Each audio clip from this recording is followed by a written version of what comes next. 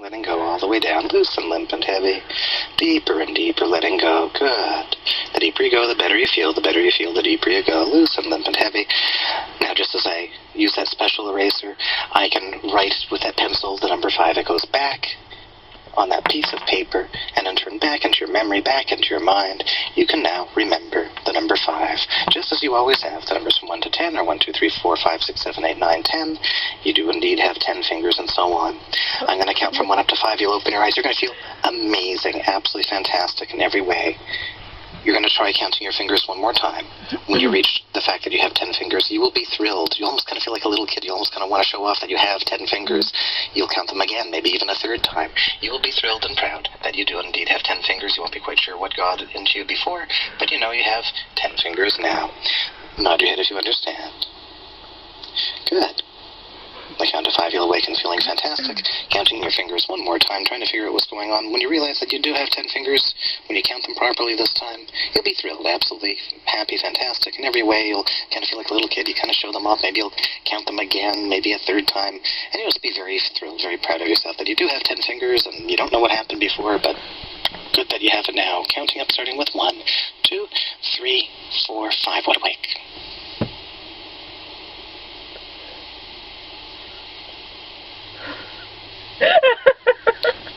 She just counted her fingers. Oh, you just counted your fingers? Okay. Let's do it up here. 1, 2, 3, 4, 5, 6, 7, 8, 9, 10. 10 fingers, I told you. I'm glad.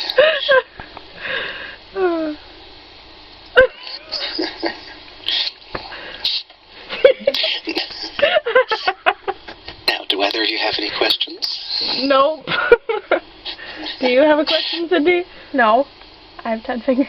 What number was missing? She's not gonna know what you're talking about. Okay. As a matter of fact, I'll actually show you how deeply hypnotized she is right now. I'll show you how deeply hypnotized she is. So, Sydney, sleep now. That's right, deeply asleep. Now, on the count of 3, I've attached helium balloons to your left wrist. I've attached helium balloons to your left wrist. Your left wrist will float into the air because they're attached to the helium balloons. 1, 2, 3, up it goes. There's helium balloons attached to your left wrist. Up it goes. You can see them, hear them. You can count how many there are. Those balloons are totally and completely real in every way. I'm going to count again from 1 up to 5. When I reach number 5, you will open your eyes. You will awaken feeling absolutely fantastic in every way. It's all been one continuous conversation. You just finished explaining how you do have 10 fingers and you're very proud of it. Now, when you awaken, you'll notice that your hand is floating. You'll know your hand is floating because it's attached to helium balloons. Those balloons will be totally and completely real to you in every way, without a doubt, without any hesitation at all. Those balloons, you will know that they are completely and totally real. You will feel the ribbon tied around your wrist. You'll be able to feel kind of the tug of the helium balloons against your wrist. You will believe that either Aaron or your other friend must have tied them to your wrist when you weren't paying attention, when you weren't looking. But you won't be upset about that. If anything, you'll actually be kind of happy about it. Balloons are kind of a happy thing. You'll feel almost kind of like a little kid. You'll actually kind of want to hit them around and play with them and maybe kind of smack them into things and against people and everything like that. You'll just be thrilled that your hand has some helium balloons attached to them. You have absolutely no doubt that those balloons are real and that they're there, and it won't bother you, it won't frighten you, it won't concern you in the slightest. You'll just think that someone must have tied them to your wrist without you noticing, without you paying attention, and otherwise you'll just kind of feel like a little kid. You'll just be so thrilled, so happy, and you'll just kind of play around with them for a little bit. Counting them, starting with 1, 2, 3, 4, 5. Wide awake. So, in any case, why is your hand up? Balloons attached to it. Oh. Okay, I can't quite make them out on cam. How many are there? 6. Oh, there's 6 of them? How many? What colors are they? Blue and yellow. Oh, excellent. Cool. Okay, I thought maybe you had to go to the washroom or something. You were going to ask me if you could go or something. Okay, very cool. How did they get there? I don't know. One of these guys up to no good? Probably. Trying to. Now, how about can you like pull them down to show me? Because they're totally off cam there. I can't even see them. Oh, okay. Very cool. Why don't you play with them for a little bit now? I don't. I want you to play with them for a little bit. You can keep playing with them. That's right. Keep playing with them until I tell you otherwise. Keep playing with them until I say otherwise. That's going to be the only thing you do. Keep playing with them until I say otherwise. Now, Erin. Yep. She's going to keep playing with them. Mm-hmm. She's not going to stop. Now, as she keeps playing with them, and she's going to be totally focused on them, I can actually say out loud that the balloons aren't real, and she's not going to notice or get fazed by it in the slightest. As far as she's concerned, the balloons are real, and they're going to keep being real until I directly say otherwise to her. So we can actually have a conversation right now about those balloons and how they're totally not real and that they're pretend, but in her mind, they're real until I say otherwise. And so even though, like, I'm talking right now, it's like consciously it's going in one ear and out the other. Like, she's not really kind of processing that. It's her subconscious mind that's kind of driving this. And so it's her subconscious that's basically saying, play with the balloons until Jeff says to do something else. And so consciously, the balloons are as far as she's concerned, I'm real, even though I said otherwise. So, Sydney, these balloons are real, aren't they? Yeah. Yeah, totally. And they're kind of fun to play with, aren't they? Kind of. Just kind of? They're fun. Okay. You don't have to play with them if you're kind of bored by them. I can't. Are you done? Move on. Done with the balloons. You done with the balloons? Okay. Now, this is called a positive visual hallucination. Sydney, sleep now. That's right. Relaxing, letting go. All the way down. Now, you notice that her hand doesn't drop either because they're two completely separate commands, and that's a sign of a deeper trance. Someone who's in a deeper trance, they sort of separate everything out. Until I tell her to drop her hands, her hands still attached to the balloons, even though she's asleep. The balloons are still there. Whether she's awake or asleep, it doesn't matter because she was in trance the entire time. Mm-hmm. So on the count of 3, your hand drops down, no longer attached to the balloons. 1, 2, 3, down it goes. Good. Even deeper. So even when she was awake and talking to you, she actually wasn't truly awake. She was actually still in trance at that point.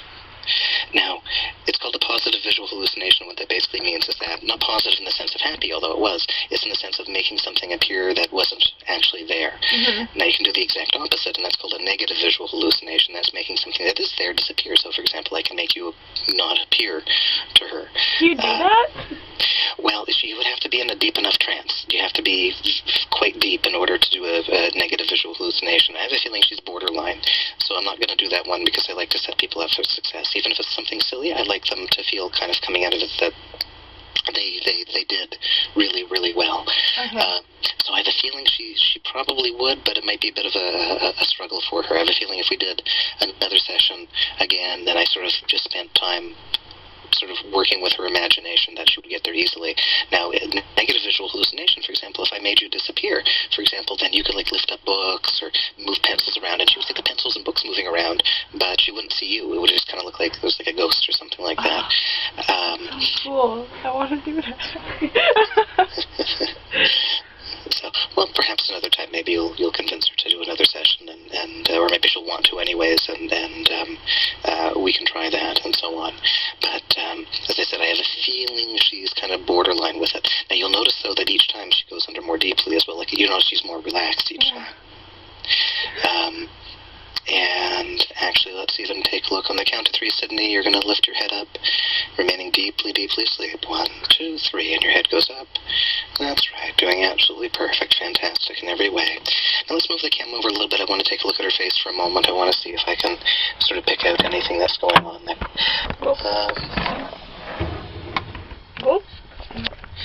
That helps a little bit, yeah.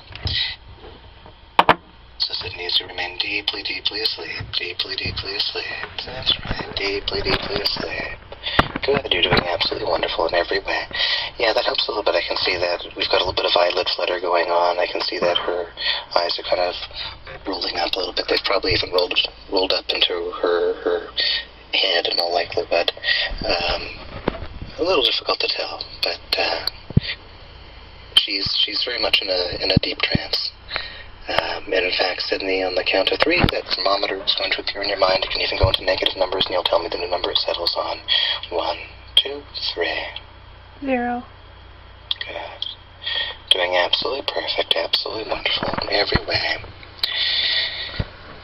And you'll notice, guys, that when I awoke her. I haven't actually told her, well, one time I told her, but I haven't really told her to forget anything or anything like that. She's naturally forgetting on her own, and that's retrograde amnesia, which is a sign also of a deeper trance. She's naturally not remembering, because once again, she's treating it like a dream. So when I awaken her, she just simply doesn't remember. So you can see that her eyes are very much moving.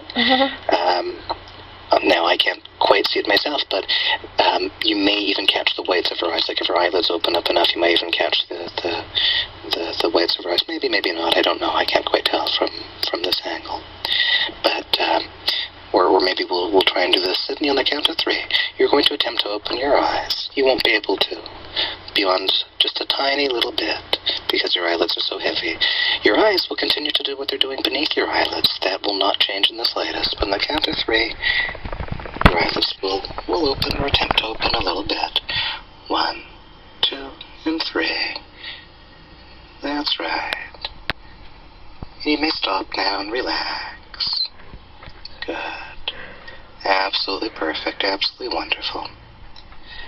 Good. Thank you, Sydney. You're doing fantastic. Going even deeper now. Another wave of relaxation washing over your body. So, Erin, what did you notice her eyes roll back? I did. Yeah, they were fairly rolled back. Oh, yeah. So once again, that's a sign of a deeper trance, and her face is a little bit flushed and so on. I can see that.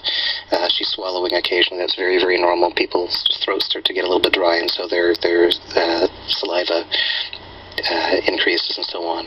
Her breathing is quite rhythmic, and so on. And otherwise, there's no extraneous movement. Once again, for example, when I told her to sit up, she didn't, brush back the hair from her face or nothing like that. That's obviously for guys, you don't see that unless guys have longer hair. But with women, that's another good way to look for a deeper trance. When women typically have hair in their face, they kind of brush it, you try and get it all straightened out and so on and out of your face. But when she sat up just now, and other times when she sat up, she didn't, move it out of her face and so on. Mm-hmm. Now, in your case, Erin, you did actually do that a little bit, which once again was a sign for me to see that you were in a slightly lighter trance. Doesn't mean you weren't hypnotized. It just means that there was a little bit more of an awareness there of what was going on. But I think we'll bring Sydney out of it for now. Okay. And Sydney, nodding or shaking your head, would you want to experience hypnosis again? Good. And because it's your subconscious agreeing with that, let us